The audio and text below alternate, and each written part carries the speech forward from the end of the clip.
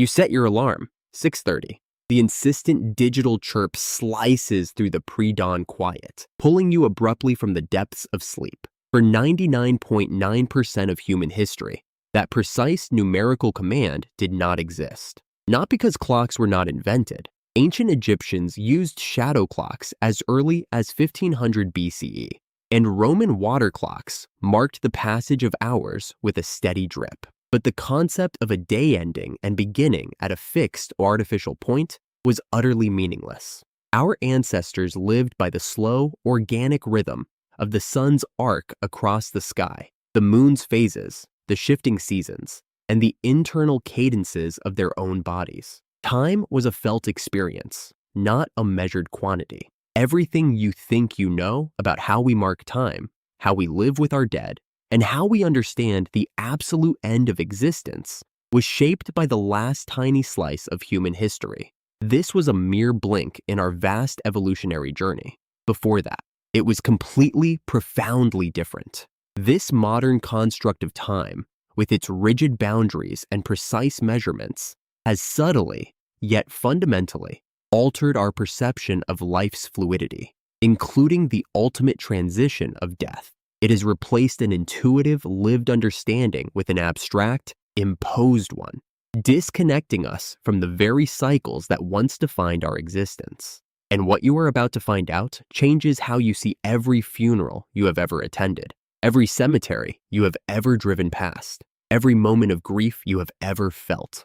Imagine the hushed reverence of a funeral home, the heavy, sweet scent of lilies and damp earth, the muffled sobs echoing in a cavernous space. Or imagine the silent, stoic rows of gravestones standing guard over forgotten lives, their weathered faces bearing the marks of centuries. These are modern imprints, because for over 1 million years, our ancestors did not just die. Their bodies were not simply discarded or left to the elements. Instead, they were managed. They were cared for with a reverence, a deliberate intention that predates our very species itself, demonstrating a deep-seated connection to the departed that transcends mere survival.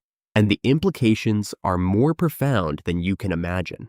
This suggests that the human impulse to honor, to remember, and to connect with those who have passed is not a recent cultural invention, but a fundamental, deeply ingrained aspect of our shared evolutionary heritage. It is a primal thread woven into the very fabric of what it means to be human. Imagine a world where the night was truly dark, thick with the silence between predator calls. The only light came from a carefully tended fire, its embers casting dancing shadows on rough cave walls, making ancient symbols seem to writhe and breathe.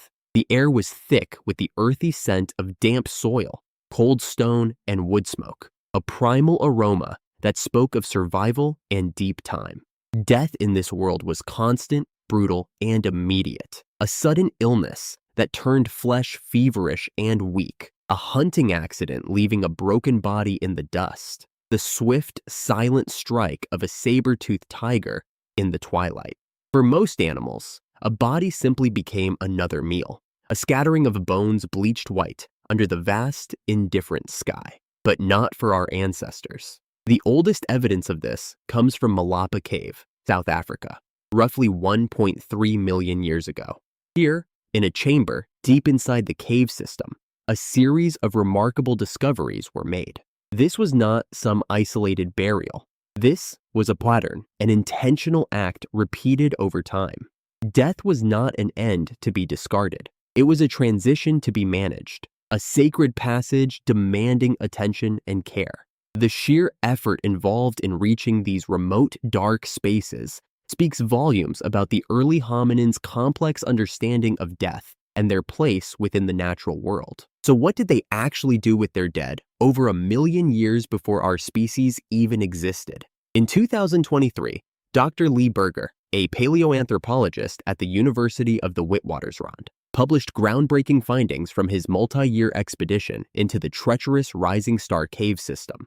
These findings challenged decades of archaeological dogma. His team, composed of small, agile cavers who could squeeze through impossibly narrow fissures, meticulously excavated a deep, labyrinthine chamber known as the naledi chamber. There, they uncovered the remarkably preserved remains of Homo naledi, an ancient hominin species with a brain no larger than an orange.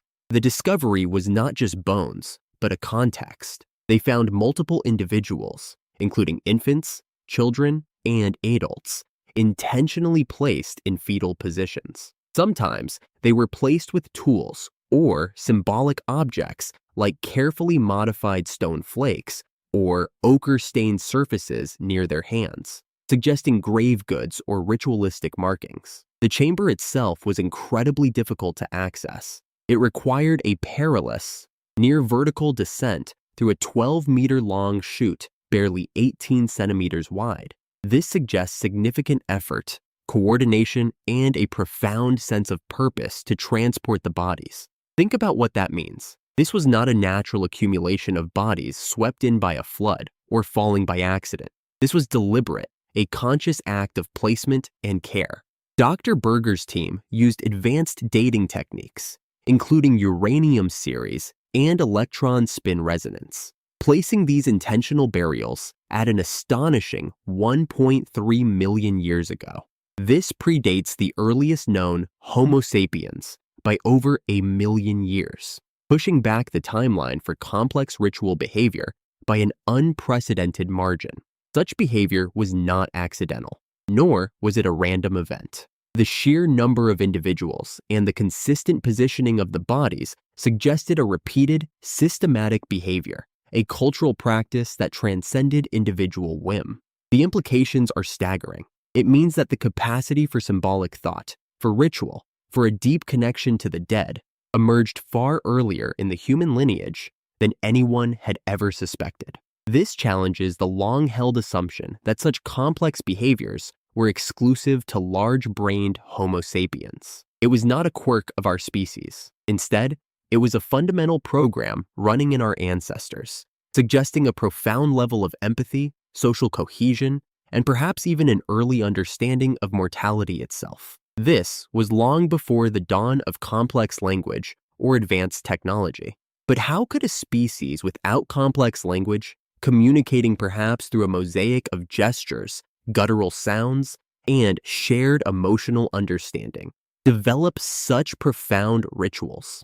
This was a species without elaborate tools beyond basic stone flakes. How did they convey the abstract concepts of death, transition, and remembrance without the words we use today? The very idea challenges our anthropocentric view of consciousness and meaning-making. It suggests that the capacity for deep emotional connection and symbolic action might be more fundamental, more ancient, than the cognitive architecture we typically associate with human intelligence. This arises from a shared experience of loss and the primal need to make sense of the incomprehensible. Dr. Alistair Pike, an archaeologist at the University of Southampton, spent years analyzing Upper Paleolithic cave art across Europe. His breath misted in the cool to damp air of ancient caverns, the only sound the drip of water and the echo of his own footsteps. He focused on iconic sites like Lascaux Cave in France, with its vibrant ochre and manganese paintings dated to approximately 17,000 years ago, and Chauvet Cave, even older.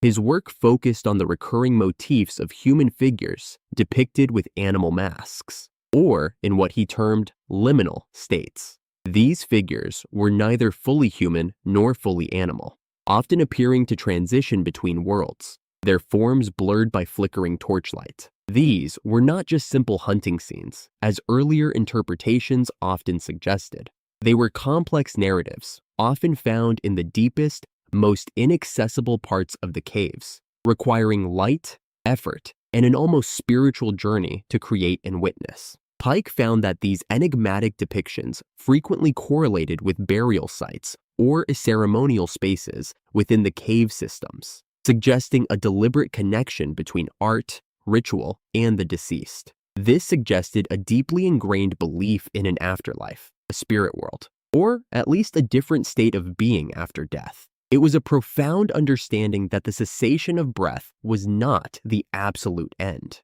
And this belief was directly linked to how the dead were treated, not as inert matter, but as beings on a journey. His research, published in 2012, showed a consistent pattern across dozens of sites. The living were actively engaging with the concept of death as a journey, not an ending. It was not just about disposing of a body. Instead, it was about guiding a spirit, honoring a transition, or maintaining a vital connection to the ancestral realm. These were not just practical decisions. Rather, they were sacred ones, imbued with meaning and purpose. Even the artists of Lascaux, tens of thousands of years ago, understood this profound truth, seeing death not as a void, but as a threshold.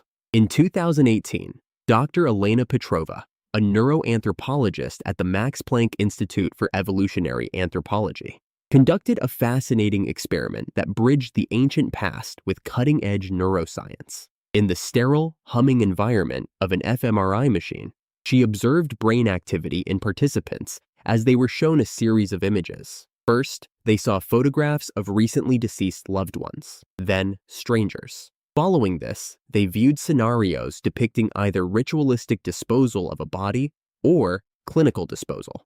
Ritualistic disposal included a traditional burial ceremony, a cremation pyre wreathed in smoke, or a quiet wake. Clinical disposal included a morgue refrigerator, a medical incineration facility, or a sterile autopsy room.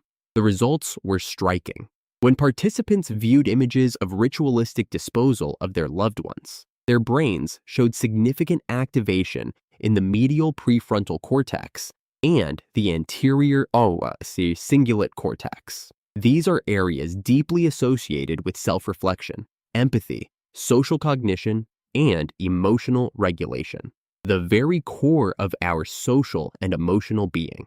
This activation was dramatically reduced, almost absent, when they viewed images of clinical disposal or when the deceased was a stranger.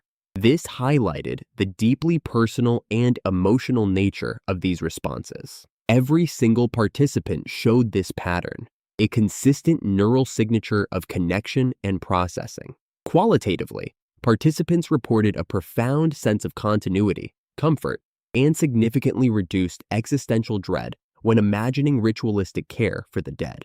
They felt a connection, a sense of rightness, a feeling that something essential had been honored. The pattern that history had described for centuries, the deep human need for ritual in the face of death, science had just rediscovered it.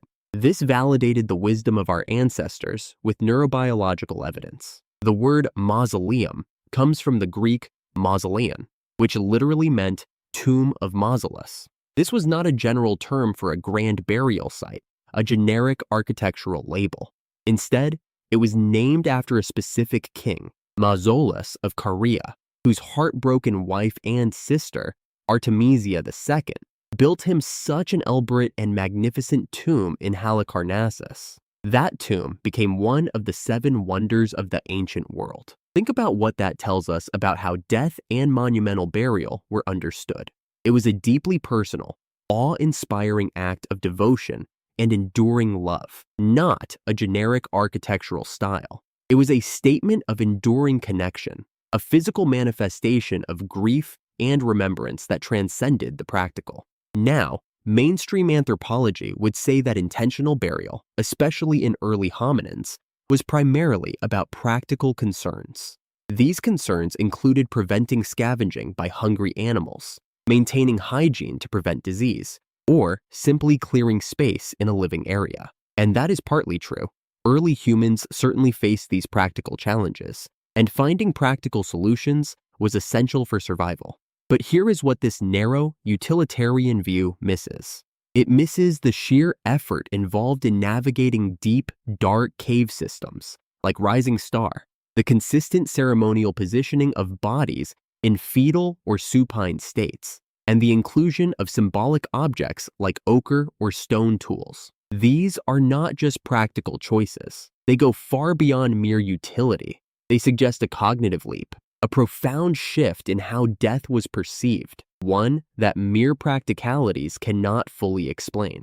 And once you see why mainstream science, with its emphasis on material causes, cannot fully resolve this paradox. The rest of this story changes shape. It reveals a deeper, more profound human truth. So what killed this ancient, deeply ingrained human program of reverence and ritual? This profound connection to the dead that spanned over 1,000,000 years? The answer is simpler and more brutal than you would think. It was the crushing weight of sheer numbers, the rise of organized urban centers, and then the relentless, indiscriminate spread of disease. Before the 14th century, even in growing towns, burials were often local, personal, and intimately connected to family or church plots. Their graves were marked with simple stones or wooden crosses, the air thick with the scent of damp earth and piety. But in 1347, the Black Death arrived in Europe, carried on the backs of fleas and rats,